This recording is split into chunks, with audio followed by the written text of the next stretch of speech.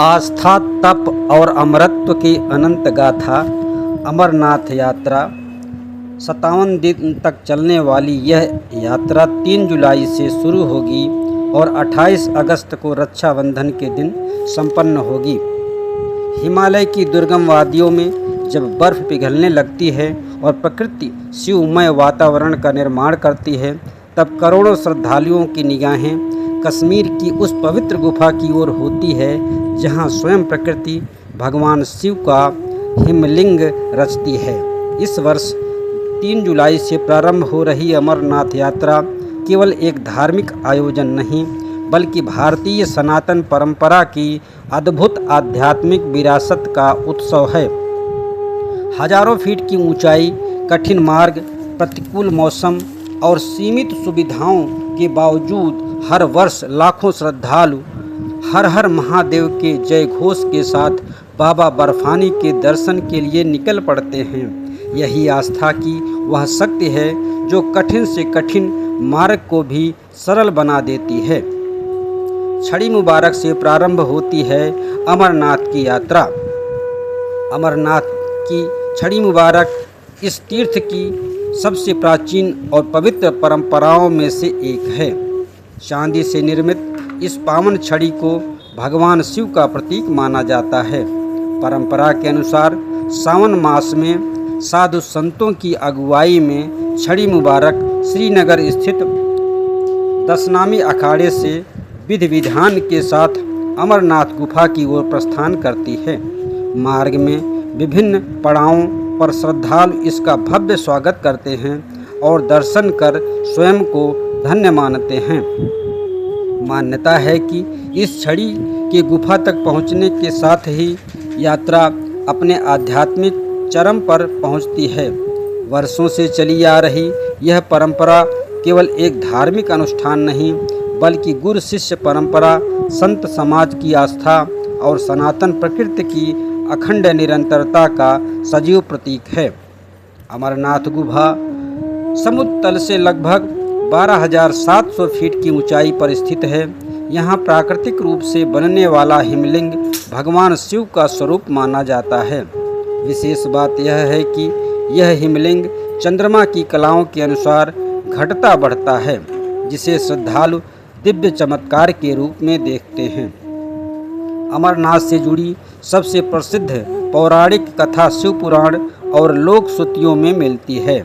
मान्यता है कि माता पार्वती ने भगवान शिव से अमरत्व का रहस्य जानने की इच्छा व्यक्त की थी। तब भगवान शिव ने ऐसा निर्जन स्थान खोजा जहाँ कोई अन्य जीव उस रहस्य को न सुन सके। मार्ग में उन्होंने अपने वाहन नंदी को पहलगाम में, चंद्रमा को चंदनवाड़ी में, नागों को शेषनाग झील के समीप, पुत्र गणेश को महागुड़स पर्वत पर तथा पंच तत्वों का प्रतीक अपना शरीर पंचतरणी में त्याग दिया। अंततः अमरनाथ गुफा में पहुंचकर उन्होंने माता पार्वती को अमर कथा सुनाई। किंवदंती है कि उस समय गुफा में कबूतरों का एक जोड़ा भी उपस्थित था, जिसने अनजाने में पूरी कथा सुन ली। भगवान शिव ने उन्हें भी अमरत्व का वरदान दे दिया। आज भी अनेक श्रद्धालु गुफा के आसपास दिखाई देने वाले कबूतरों को उसी दिव्य जोड़े का स्वरूप मानते हैं। यह विश्वास यात्रा को और अधिक रहस्यमय एवं आध्यात्मिक बना देता है। बहुत व्यवस्थित है यह यात्रा। आजकल अमरनाथ यात्रा आधुनिक प्रबंधन, सुरक्षा व्यवस्था और चिकित्सा सुविधाओं से पहले की तुलना में कहीं अधिक व्यवस्थित हो चुकी है। फिर भी यात्रा का मूल स्वरूप वही है। प्रकृति की गोद में भगवान शिव के साक्षात दर्शन का अनुपम अनुभव। बाबा बर्फानी के दर्शन केवल धार्मिक अनुष्ठान भर नहीं हैं, बल्कि जीवन की नश्वरता और आत्मा की अमरता का बोध भी कराते हैं। शायद यही कारण है कि हर वर्ष लाखों श्रद्धालु कठिनाइयों की परवाह किए बिना इस यात्रा पर निकल पड़ते हैं। हिमालय की निस्तब्धता में गूंजता ओम नमः शिवाय केवल एक मंत्र नहीं, बल्कि भारतीय संस्कृति की उस प्राचीन भारतीय सनातन चेतना का उद्घोष है जो युगों से मानव को सत्य, श्रद्धा और अमरत्व की ओर प्रेरित करती आ रही है। यात्रा के हैं दो प्रमुख मार्ग। अमरनाथ गुफा तक पहुंचने के दो प्रमुख मार्ग हैं। पहला और पारंपरिक मार्ग पहलगाम से होकर जाता है। लगभग 46 किलोमीटर लंबे इस रास्ते में चंदनवाड़ी, पिस्सू टॉप, शेषनाग, महागुड़स दर्रा और पंचतरणी जैसे पड़ाव आते हैं। अधिकांश श्रद्धालु इसी मार्ग को चुनते हैं क्योंकि यह अपेक्षाकृत सुगम होने के साथ साथ पौराणिक मान्यताओं से भी जुड़ा हुआ है। इस मार्ग से आने जाने में 4 दिन का वक्त लगता है।